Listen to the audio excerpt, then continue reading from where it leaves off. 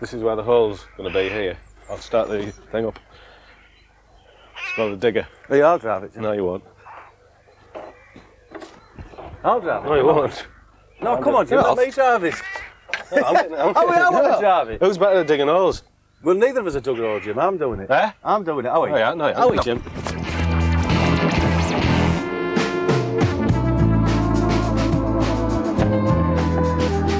Once upon a time, two grown men, acting like children who knew the secret of life, started playing around together. And how they played. An ex-punk rocker, an ex-solicitor, a dandy, and a bloke.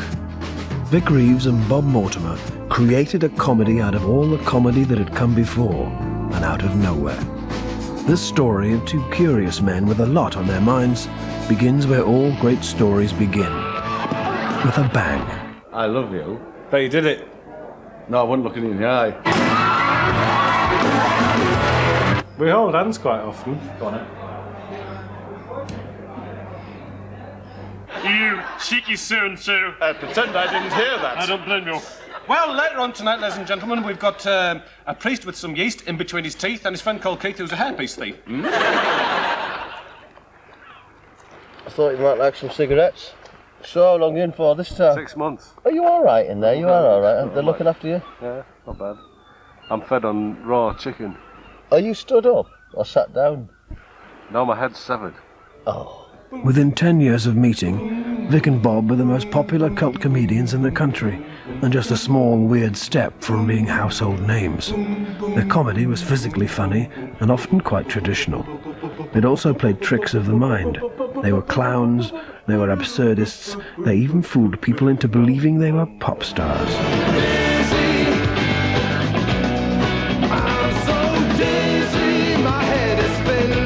Excuse me, Jim. Will we be able to play very loud rock music whilst we're driving it down? I'd like that. Born in 1957, it's in Austin, Somerset. And I got married in this car. This is a marriage car, and it's never worked since. I've tried to get it fixed, or it won't work. Right. So what I'm going to do, in 1992, my hit album, I Will Cure You, I buried 3 pairs of Chelsea boots. Right. Well, the thing about Reeves and Mortimer that I like best is that they are so inexplicable.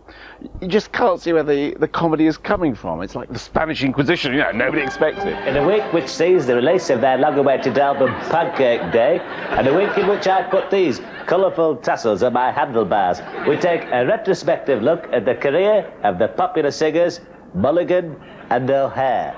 The thing that hits home is there's few things I've done. I'm sure Jim would admit it as well. Say, oh, well, I'm doing it on my own this time, like you can be the king ping and all that. But very quickly you think, I wish Jim was here. It's like, that's just the truth of it. With their award-winning show, Shooting Stars, Vic and Bob fused together the extremes of their comedy, their edgy charm and cruel cool, to convince people that they were light entertainers. You're just skulking, you want a jig, man! You're making it not work looking at me. If you don't mind me saying, those glasses make you look a little bit like Himmler.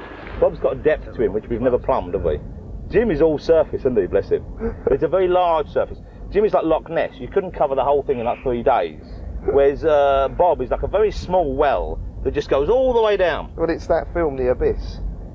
Bob There's is the a thing abyss. lurking down. If Bob you is get the deep abyss. enough, you'll find it. Hey, it works, Jim. Is it?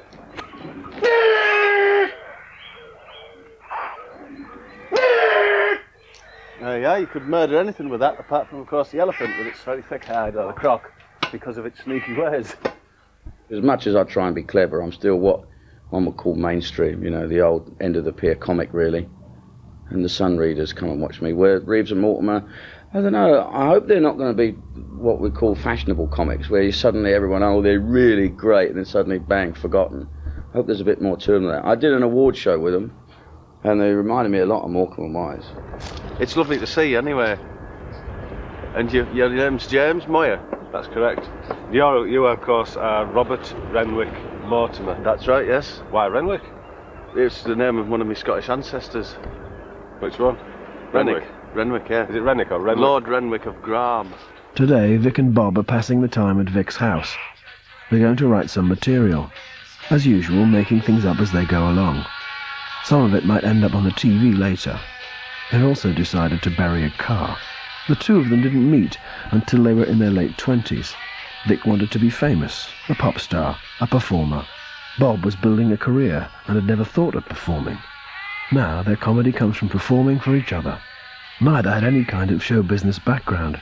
To find out how they became such modern stars, you have to go to where many great comedy stories begin, the North. Everything is beautiful in its own way, like a starry summer night or a snow-covered wind. Vic lived in Darlington, Bob a dozen miles away in Middlesbrough, but they never met. Both of them played games to satisfy their wild curiosity and fill the long days. They played on their own, they played with gangs of friends. The story begins at school, behind the teacher's back. I came up with this idea where we all sighed when she turned. So it started off with and then everyone's gone, and then we're turning around and going, will you all please stop sighing? Were you ever disciplined at school, like with the cane? Did you used to do a metal work where the teacher would show you, he'd say, he's out to do a coat hanger, and he'd pass it round, and he'd go, oh, yeah. Oh, sir. Well, my youth was spent being holed up in the Green Dragon on Post House Wynd. You know, when I was 17, and there was people in there like age 19 with much longer hair, and I remember being in awe of them. There was 4 punk rockers in Darlington, and I was one of them, and we were persecuted endlessly. You know, I would be quite solitary. But I'd stay in and listen to Anne Nightingale on the radio quite a lot whilst my friends were out playing football, and taping it as well. Taping it? Yeah. Did you just tape her or the records? I don't know. I actually tape myself listening to them. And comment on it as well, actually, I did. Did you? This is Hawkwind coming on now. That was in 1973, the very year that I fitted a banana seat with a backrest and a hanging raccoon tail to my back. So, 24 years and one album later, the South Bank Show is proud to present some exclusive extracts from their long-awaited album, Pancake Day. You used to wear a leather jacket with, was it Chopin written on the back? Vaughan Williams. Vaughan Williams? It was a leather jacket with Vaughan Williams, Debussy, and Grieg, I think, on the back, in studs. My haversack had Thunderbirds written on it, Pod 3, Pod 4, etc, etc. But is that a fashion? Do you call that fashion? No, I call that a whim. I used to pretend for a long time that I had a brass hand. And put a glove on and bang it on the table like that. And convince people that the hand was brass. Maybe it's due to boredom. He was a strange looking bloke and he was quite cool, but you didn't really know him. I thought he looked a bit like a criminal. He had thick bushy hair and a white Afghan. Definite criminal. After that we formed a gang which we called the Fashionable Five. My fashion was based on empiricism more than existentialism, you know? What, empirical? Yeah, I tried and tested clothing such as the boot, the arms showing through a waistcoat. You were basically, whilst I was attempting to be Albert Camus, you were trying to be Spartacus. No, I was trying to be Karl-Heinz Popper. In his wheelchair? I don't know if he had a wheelchair, I don't know. So you wanted to be a psychiatrist? No. My eldest brother was a solicitor, and I think that I can't, you know, I can only think that I thought, well, it's worked all right for him, so maybe I'll do that. But I don't think my heart was ever in it, really. There was a man in Darlington who looked the spitting image of Terry Scott, and we latched onto him. He was a sort of leader for us. We followed him around in single file. He didn't know we were following him around. But I can remember one day us all in single file following him for about half a mile. He had no idea. We crossed this main road in a diagonal, single file behind him, and he was our hero. Vic was drifting through dozens of jobs. Bob was preparing for university. They both fled south, Bob to Brighton and Vic to the bright lights of a city where he couldn't wait to show off. That gang, the Fashionable Five, we all came to London. We all got jobs down here and we all moved together. I don't think I would have come down here. I don't think Jim, in fact, maybe would have come here unless the gang had come. One of the members was in the civil service and he got us all jobs. We all moved together and lived in a flat in Brixton. We had various bands then. It's a continuation of the Fashionable Five, but in London. Dig! I think it's a very telling sign that his real name is Roderick. Is it? Yeah, Roderick. you go up north, everyone calls him Rod, which I thought he'd love with his When odd have you obsession been with up Rod. north? Never have been, but I've sent spies. But everyone up there calls him Rod, and yet you'd think with his love of Rod Stewart, he'd quite like that. Down here, Jim, stroke Vic, whatever. Man of many names, but few consistent personality traits. So what did your mum used to say? Rod, get out of the bushes. He did the odd spot at this club called the Parrot Cafe, which is in Goldsmith's Tavern in New Cross. And he was doing what was like a stand-up routine, but it was different each week. He wasn't using the same name, and Vic Reeves was just one of the names that he chose one week, and he wasn't going to continue with it. I think people persuaded him to keep it. So I was only going to be called Vic Reeves for one night, and it was quite swiftly made up without any particular thought. Jim Bell, that was a loud American. He used to come out with that at parties. I'd walk into the room and announce, "Hi, I'm Jim Bell." Who actually is Vic Reeves? I'm Vic Reeves, and this is my grand talent night. We always called him Robert, never Bob. White riot, we're going to riot. White riot, white riot, we're going to riot. White riot, riot on my own. His main interest was in housing and welfare benefits. And he knew his law. He'd got 2 law degrees. And he was interested in people, I think. What was he like in the office? Scatty. Bit disorganised. If you let me do it, I'll get it started. You just let me do it. Look. Vic's performances in the pubs and clubs of South London were quickly gaining a following. High spirits and a great sense of occasion were being transformed into a tumultuous comedy.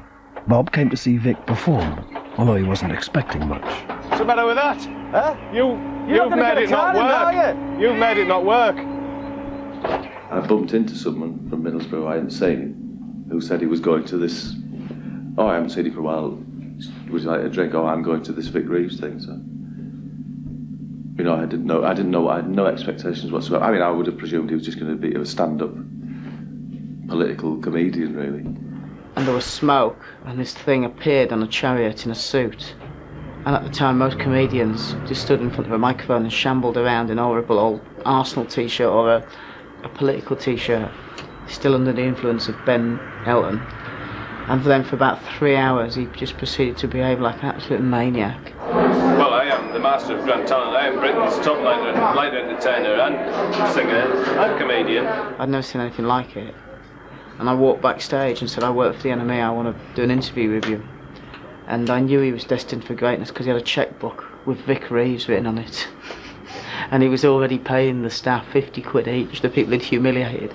You were going, you must come and see these blokes. Did like proper comedy fan. Oh, they did Man with a Stick came on, a bloke had a stick. And I was going, well, what are they like then? He goes, well, you know, one of them got a carpet square and flattened some brie on it. And I'm thinking, yeah. Instead of going, nah, I was thinking, yes, that's brilliant. I couldn't believe that someone could have come up with all that, the courage to do a show like that, which was so far removed from anything I'd ever seen. Because I'd never seen anyone try and do a whole kind of mad take on a variety show, which we'd never seen a variety show anyway, really, had we? And to take over a whole evening of a club, as opposed to most people were scratching around trying to find 10 minutes of material to do. And there was a bloke going out and he was actually booking friends and creating characters and stuff that has never been seen on TV, or at least I don't think so, like the Toff and all that mad stuff, all the stuff with Les, the competitions he did competitions on stage and odd things. He had handbags with bells on, he had a fish tank with a couple of cabbages in that he'd leave on stage for half an hour when he went off, and then he'd sometimes talk through the cabbages via microphone, claiming they were communicating to the audience. I mean, stuff that actually no one was really finding that amusing but him. On my hair, I like to use a bit of blubber. I always go for whale blubber because it really does give me hair that crisp show business feel that I like to use to present myself in front of the British public. And in my capacity as Britain's top line entertainer, I must go for blubber every time. So, hello. Hello. Now, Bob, yes. You recently opened Crab World. That's right, yes. What are you hoping? I want to celebrate everything about the crab, its lifestyle. Its carapace, its hard shell. And its little tiny hairs. Why is it that you've opened Crab World here? I can't see any. No, well, that's the beauty of the crab. It's a very involving centre. You have to actually go out and find the crabs. And this is so you invite people to climb up there and look down at the crabs? If they wish to, I don't force any particular regime on them, you know. Vic was so full of himself that sometimes his performances had the revealing and concealing power of art. But then, as Marcel Duchamp or Tommy Trender once said, art is nonsense.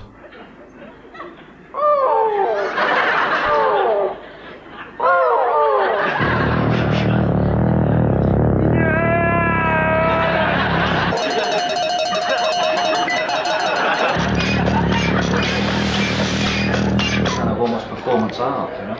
I think it was. It was very much that.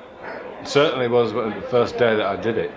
It's funny though, Puck. I only interrupt and I do apologise, Jim, in that sense, but as someone who went first as a spectator, it's easy to say that and forget and lose sight of the fact that it was the funniest 2 hours I've seen. You can go beyond that, but no, it was very, very, very funny. He would say things like, the big night out is what Gilbert and George are doing. I know what you're trying to say about it, the artiness in it. Well, the fact he went on for 3.5 hours, you know. Yeah.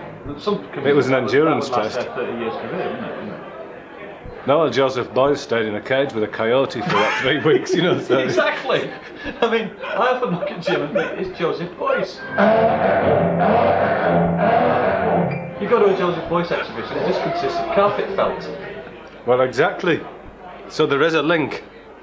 Well, I don't know. Ken, not conferring with the group, Ken. Yes. And your band, ladies and gentlemen, I'm going to ask Ken and his group this question. Can you tell me the middle name of slender, happy-go-lucky pop singer Simon Le Bon? I remember seeing him, he was on the Tube as well. The middle name of Simon Le Bon, Jules, is in fact Le. And I remember him quite vividly then, this bloke in a quiff hovering, and with a lot of presence and self. Yeah, it's me. Not a self, he had a lot of self. Still got plenty of self. These are my woods. Yeah, what do you like about them? I've always loved woods. There's a nice dead feeling about them. Dead? I like the dead sound and the fact that they're indoors and outdoors at the same time.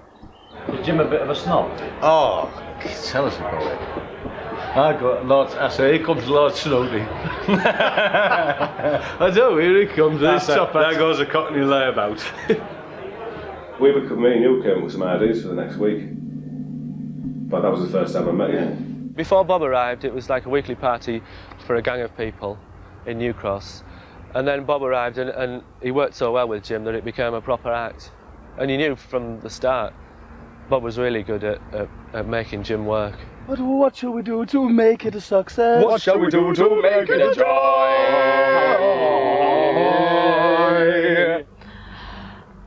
He would not always be in at the time that he ought to have been in, usually because he'd had a heavy night the night before. It is very odd that Vic was doing it for a fair while. I mean, I think that's part of Bob's love, is that Bob was, just going about his daily routine and not particularly happy with his life. And then I think it was a Road to Damascus thing with him that he found Vic, and he was like, wow, I want to do this. Do you remember Bob turned up, and we thought, oh God, here's his gay boyfriend, this is really, and it's obviously because Bob said, oh, you're not happy, are you? You weren't happy tonight, were you? Yeah, no, not really. Oh, maybe we should leave, there's something going on here that we're not party to. Make a foil and a battering ram. Make a foil and a battering ram. Make a foil and a battering ram.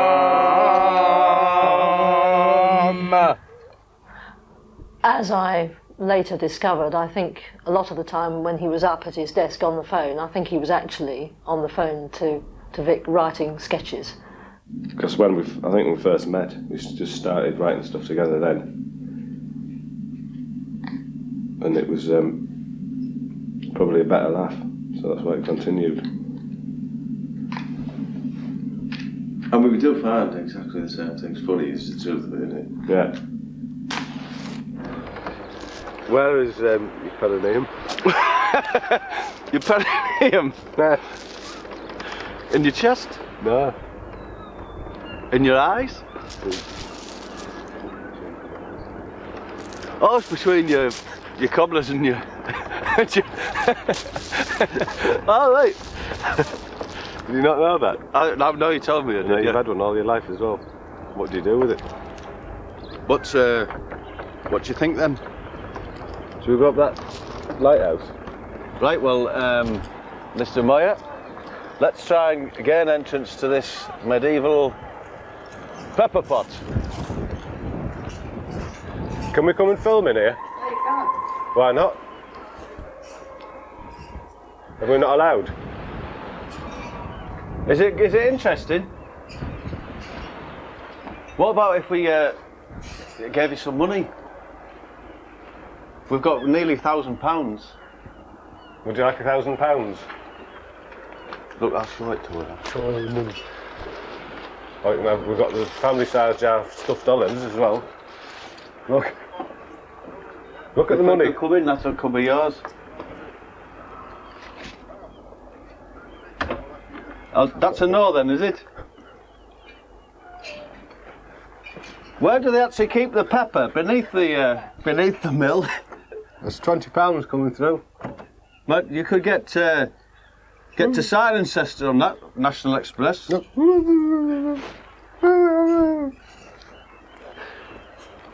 Hey there. We've got a dressing gown. Look, rustle it. How much is here? Oh look, £1,200. £1,200. One washing machine, a dishwasher, refit on your kitchen, and still some left over for Christmas gifts. Look, it's coming through. You can grab it. Oh, shall we got the salt cellar over there then? You wouldn't have thought that, would you? About nearly £1,000. There must be something extraordinary. Something incredible in there, isn't there? Ladies and gentlemen, please welcome Britain's top light entertainer and singer, Vic Reeves.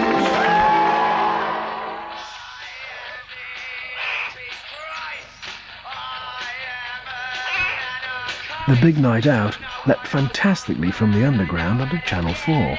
It was called Vic Reeves' Big Night Out, but Bob was an equal part of the show and was given 10 weeks off work to film the series by his boss. Claire? Yeah. She's most disappointed with you, Bob. Why? Well, I thought he was coming back, but he never did. Did he ever tell you that he was not coming back? No. Which caused some difficulties for a while. I know I left a bit of chaos. I know. What did he leave behind him then? Well, a caseload of cases to be done, a desk which I tidied up and found things like very old pieces of cake and things like that in his desk. This briefcase. The briefcase is still there, apparently. Is this? Maybe I should retrieve it, cat burglar style. I think probably the fact that it's plastic says more about his legal career than anything. I wasn't any good at it. You have to have a particular, the organisation's the watchword with soliciting. Do you know what he used to do? He used to have his gown, because he was still doing it when we were doing the big night, and he'd have his gown on in court, and then he'd bring it to the big night and wear it, and it was filthy and covered in beer and that, and he'd never wash it, so it would have gone into court filthy. Oh, hey, that's justice! Oh, yeah! Let all people who have any manner of business before the twisted court of Judge Nutmeg gather forth and give your attention. So what did you think about the Big Night Out when you saw it on TV? Did you find it funny? No. Have you any decent in sentencing policies this week? I have, yes. All my policies are based on the 3 golden rules of the judiciary. And they are? Erratic, hereditary, and above all, custodial. But I think they're in that tradition of the zany, a terrible word, zany. But it's the only way to describe, they just create their own world. I think they very much capture that sort of sense of fun and imagination that you have as a teenager before glue sniffing kicks in. Or was it ecstasy nowadays? That innocence, and it doesn't matter what you're doing. Those kids that put their hood up and hold their parkas out and go running around the park, and they're in a different world. Stand and welcome my first guest of the evening, the man with the stick!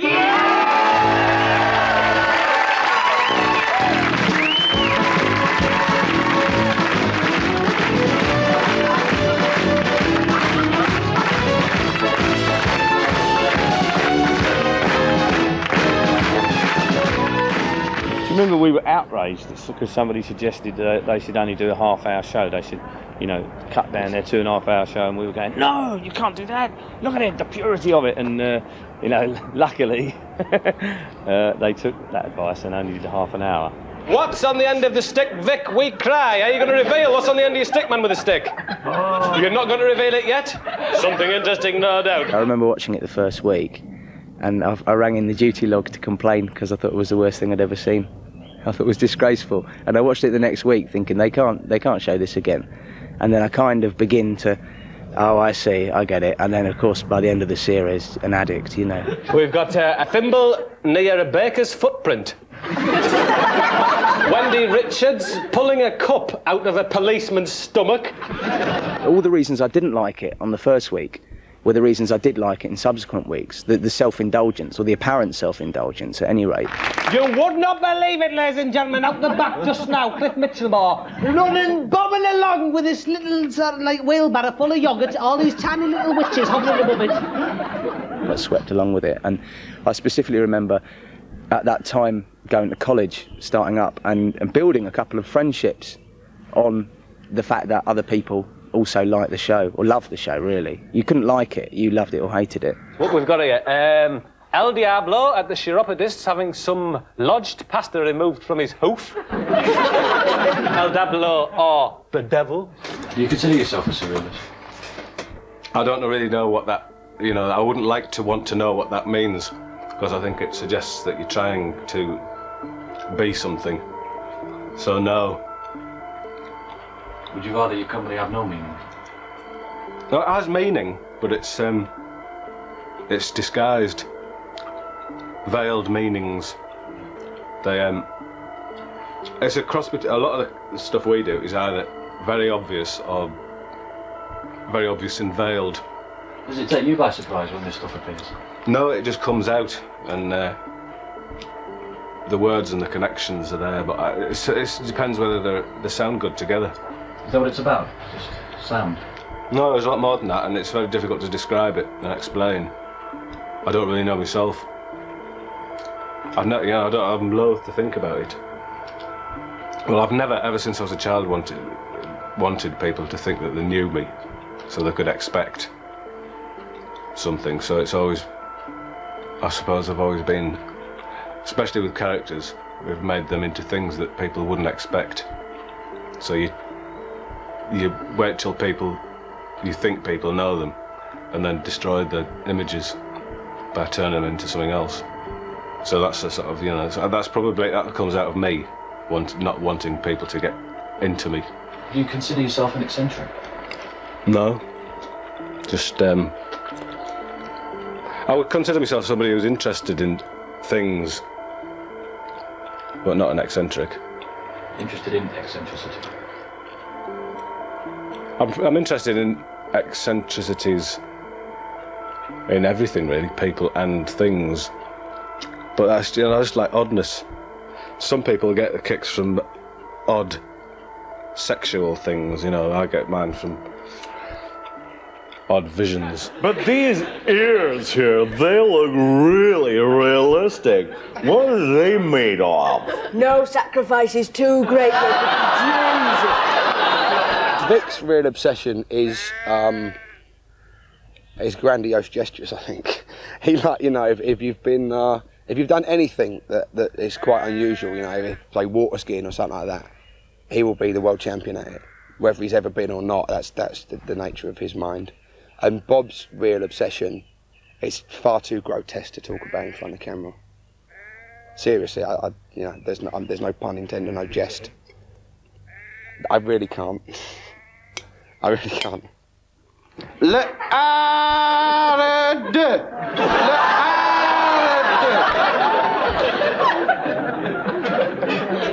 Do you class yourself as an eccentric man?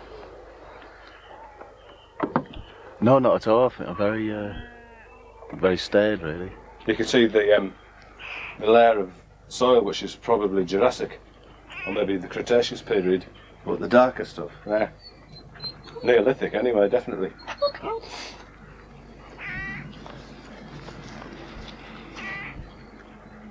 Well, we'll have to fill a bit of that in. I suspect we probably could have got away with doing something silly like 7 series of the Big Night Out, and it would have, it's not good enough, I don't think. I think unless that's all you've got to. If that's what you've got, then you must, But we wouldn't have been happy doing that. And maybe it's selfish, but we wouldn't have enjoyed ourselves, so it wouldn't have been a good show. I mean, on the last Big Night Out tour we did, I could almost see it in Jim's eyes when we had to do our Wouldn't Let It Lie final routine. I told you not to mention that. That became so difficult to say. I would imagine if you asked John Cleese to say that parrot is demised, he wouldn't be that happy about saying that. There were occasions, I think, I remember one occasion definitely, where I did let it linger for about a minute before I said it. And he used to be looking at me and there'd be tears streaming down my face, and he knew exactly that I had to say it. You wouldn't let it lie! You wouldn't let it lie! Blimey. What, you wouldn't let it lie? That, yeah. Yeah, I just said it. And then it was done, it was gone then. I could carry on with some other words. Vic was famous. Bob had a brand new career. They moved to the BBC and created the intense and saucy smell of Reeves and Mortimer. If the big night out was their Alice in Wonderland, this was their Through the Looking Glass.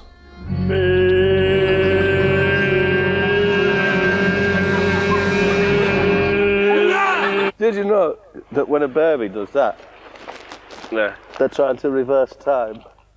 I thought it was just practising for cycling. No, they're trying to reverse time. They generally give up after about 6 months. They realise that they're not going to be reversing themselves, let alone time. Why are we here?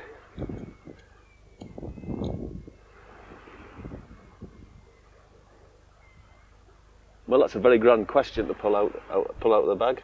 I think they're so good that it's an act that could only have grown organically from the personalities of who they are and how they relate to each other.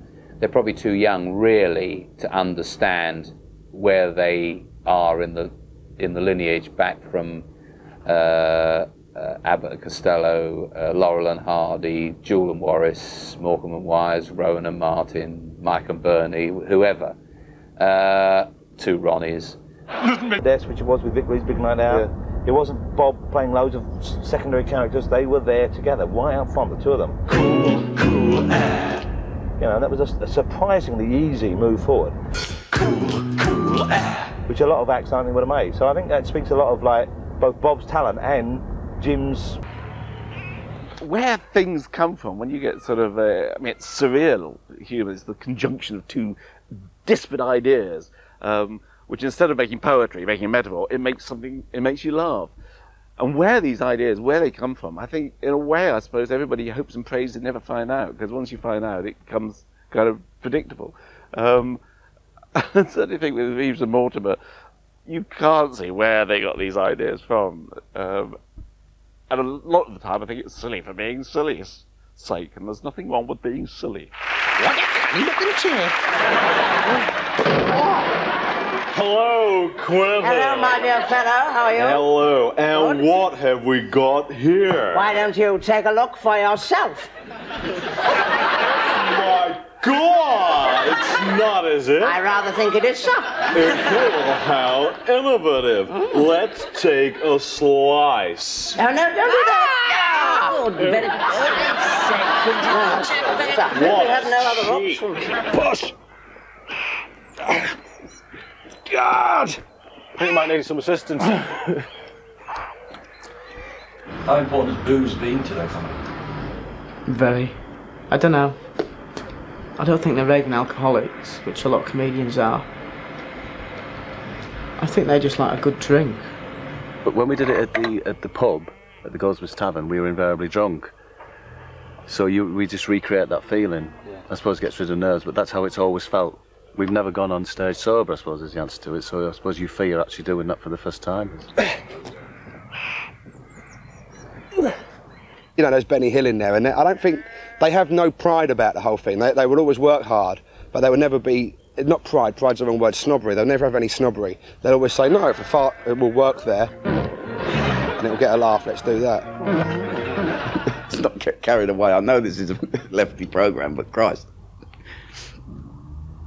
No, I don't think anyone. What is a secret of comedy? Charlie Chaplin never made me laugh. I've never met anyone who said that Charlie Chaplin was funny. Does this mean that I ate a pair of trousers in your restaurant last week? No, cakey trousers, trouser cake. It's cake like trousers but a cake. Look, try this phone. I've got a cakey phone here, Lloyd. Try that. Cakey phone. Lucas, you're just a fakey cake maker, and I ain't got time for you. How are they making people laugh? What is making that crowd of people laugh that is not making me laugh? That really is puzzling to me. Well, if these woods, right, are comedy, and you've got your big trees of comedy, and your little shrubs and bushes and everything. Yeah. Who for you are the big trees? You know, who? Dad's army, over there, with Mannering here. There's Morecambe and Wise over there. Good evening. Get off! I think Morecambe and Wise are excellent, but I don't think we've ever based ourselves on them. Well, we never have. But I think we both like them. That's about as far You're as it always goes. quite defensive about it, though, Jim, and I think that like Only I because, think they're two because very funny it's fellas been that have a- suggested that I'm obsessed with Eric Morecambe, which is that's a different question, though. I'm just saying, you know, like because the one on the telly the other night you came on as Eric Morecambe, and you cannot deny the physical thing. I know that's what you said. You cannot deny that. But It's a sad thing with that. You do something, you do an impression, or you might suggest in an interview that you like somebody, and all of a sudden the tabloids say, there we've got an angle. You are obsessed with this character, or you are basing your career on this character, and because they can't accept it, you might just be a fan of them momentarily.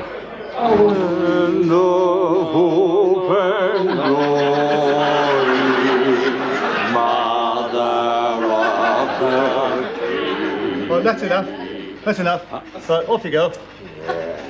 What's this? I did occasionally look at Q in the 70s, and then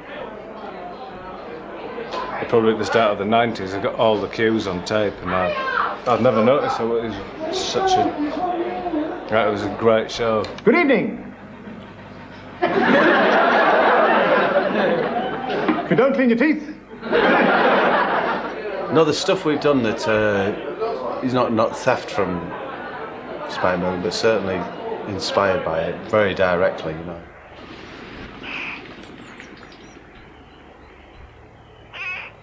Currently, I like Harry Hill. Where's Monty Python? Monty Python here. That's a very complicated tree. I'm going to attempt a silly walk. Go on then. I'm not going to pull it off. Did you like Monty Python? Yes. The first thing I actively joined as like a club, like I used to with like pop stars. It's like this is my band would be Monty Python. You know, that was the first time I wanted to declare to the people around me I'm a fan of Monty Python. Well, I suppose I don't know what Reeves and Mortimer would have got from Python, but I suppose maybe it's the franchise to be stupid, really. This studio isn't big enough for the three of us. Get your own arts programme, you fairy. They're quite near. Yeah. Marx Brothers? Nah, they're probably over there somewhere. They're behind the Three Stooges anyway. Bilko? I've never seen him in this wood. Terry! Hang on. So I think Terry Thomas is just there with the foliage on him. What's it done take your teeth? Huh? What's it done go for your teeth, Jim?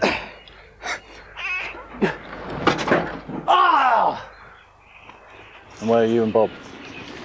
Right in the middle, I suppose. Is that psychological?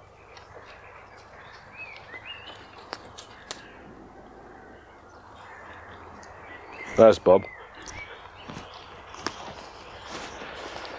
No, they don't love each other. No, they don't, because they're far too rabidly working class and heterosexual to ever admit love for another man. Right, let's get the soil in.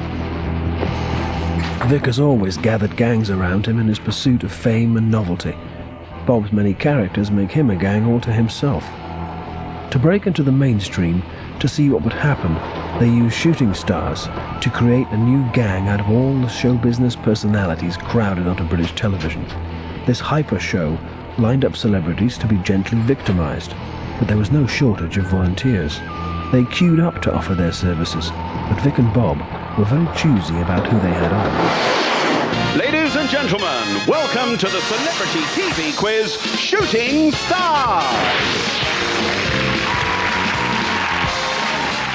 It's sort of playground humour, when you used to latch onto your first mate and you'd invent sort of your own language together. Is there going to be a backlash? But I don't think there is. I said to Vic, I don't quite know why you had me on the show, because I'm a very straight, boring person, really. And he said, that's why we had you on the show.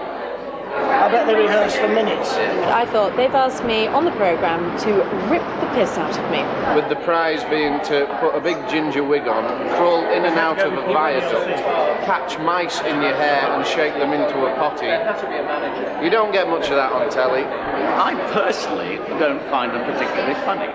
We don't mind being nasty to each other or to Mark, but we didn't want to do it with the guests. But sadly, there's something about the whole setup that does make it a bit difficult for the guests. So all I could honestly say in that is it could have been a lot worse. And they basically said to me, you are a baby and you will be playing the drums and giving the scores and you're wearing a nappy. And I said, no, I'm not wearing a nappy. No, I'll wear a blue romper suit. And it came and it was pink. Hello? Hello? Is it Christmas yet? George! George! Hello? Georgie! You want to sort your life out and start making changes! All right. Oh God, there's people giving birth in the background. They probably wanted me to be a team captain because I was... They wanted something sort of just pretty, sort of sitting there. Yeah, one has to say she's very, very pretty as well, you know. Yeah, and that's a bonus, because it wouldn't be the same if she was very ugly. I suppose that is the truth, isn't it? I'm staying in tonight to polish my sunglasses. I think the reason it's a success is because most people can only seem to take a little bit of them, because what they do is quite odd. That Shooting Stars is just a little bit of Vic and Bob. Oi! Lamar! What are you doing? Just doing a crossword quiz. I really hope you beat the grease ball tonight. A game show, it needs lots of different elements. You know, Mark being morose within the show and being the kind of opposition, really. And God, I shouldn't talk like this. I'm George Dawes. I shouldn't analyse it, should I? It's a laugh, isn't it? It's supposed to be a laugh. Yeah, George Dawes. But I think there are times when I feel slightly intimidated, you know. But it's very strange, you know. Sometimes they say something that's outrageously funny, and other times it's not funny, and you then wonder, you know, they're geniuses, but you know, sometimes they're not, you know. So you are allowed to say that you don't think it's funny.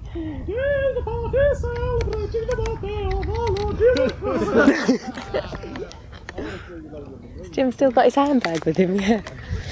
You know, I like the fact that the guests haven't seen questions and that, you know, we don't know what George Dawes is going to say, and that, you know, when we go into a show, when we start one of those shows, it could actually genuinely be a disaster. There's not enough material, you know, there's not enough material there to take us beyond about 8 minutes. Have you ever considered that we might benefit from having an animated character on? Often, yeah. One of the great ducks. Daffy. Because I fancy one of the bloodhounds from 101 Dalmatians. Oh, nice choice. But it's a long shot. You can't fire a joke back at Jim, which works within his kind of comic universe. It's very specifically theirs.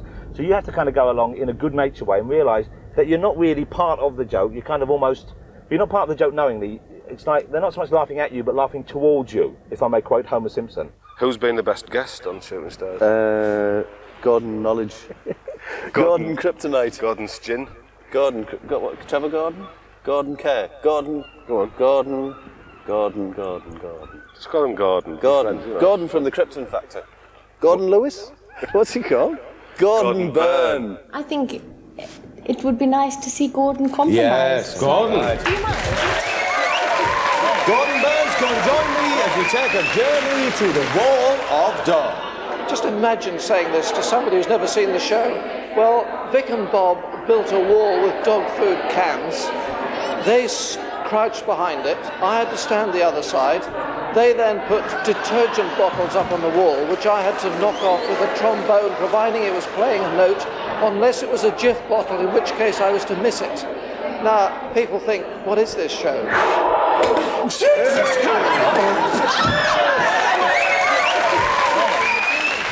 was so good because he was so willing, so happy. So, exactly, he was happy and he enjoyed himself. And he'd never played a trombone before in his life. And the moment that I saw him get a note out of that trombone was like watching a child open his, you know, a swan at Christmas. Because I think Shooting Stars is just, it's just a sketch. It's like the longest sketch they've ever done. And it shouldn't have been more than one series. Certainly not 3, for God's sake. Well, we thought the last one was going to be the last one, so... Why do you want to stop it?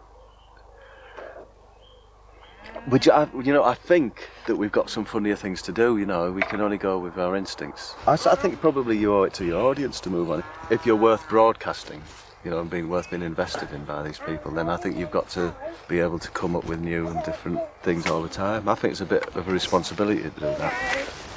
What, in your face? Do you love Vic Reeves? Jim, you mean? Yes, I suppose so. Not in a sexual way. I think Bob loves Jim, not unreservedly. I don't think, I'm sure no loves unreservedly. I don't know about Jim. Do they what? Do they love each other? Yeah, I think so. Yeah, I think there's a bond between them that is not spoken about. That kind of goes without saying. I would accept a kiss of the hand. Thank you. Oh, definitely. Oh, yes. No kiss. No way. Well, I don't know how to answer that really. No, these questions wouldn't have even been asked in, 10 years ago. Wouldn't they? No, they wouldn't actually. Why not? Would you ask Lincoln? Do you love Bob? Yes. Not in a homosexual way. No, in fact, that would be quite abhorrent. But yeah, in a sort of brotherly way, you know. Tomorrow we're going to do the same to your bed. You're right. Bury you. Don't do it. It'll be madness. Do that. Just before he died, Eric Morecambe complained that there were no funny men anymore, only funny lines. Maybe he would have approved of Vic and Bob, who are loved for their physical presence as much as their mental agility. But they're not the new Morecambe and Wise. Well, if that doesn't reverse time, what will, Jim? They're just constantly the new Reeves and Mortimer, thinking up a comedy that shows off how the funniest thing in the universe is the imagination, and how far it can be stretched. What do you think about this, Alice? I think it's delicious. Delicious. It is really, isn't it? It's a delicious sentiment. Yeah.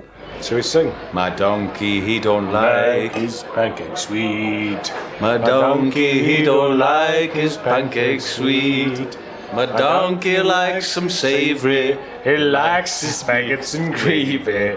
My donkey, he don't like his pancakes sweet. My donkey likes a savoury tea time treat. My donkey, he do like a savory tea time treat.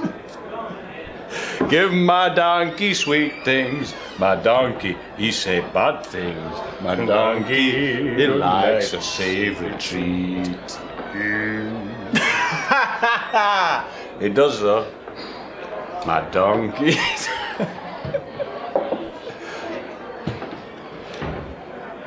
Are you back? What's been happening? Nothing.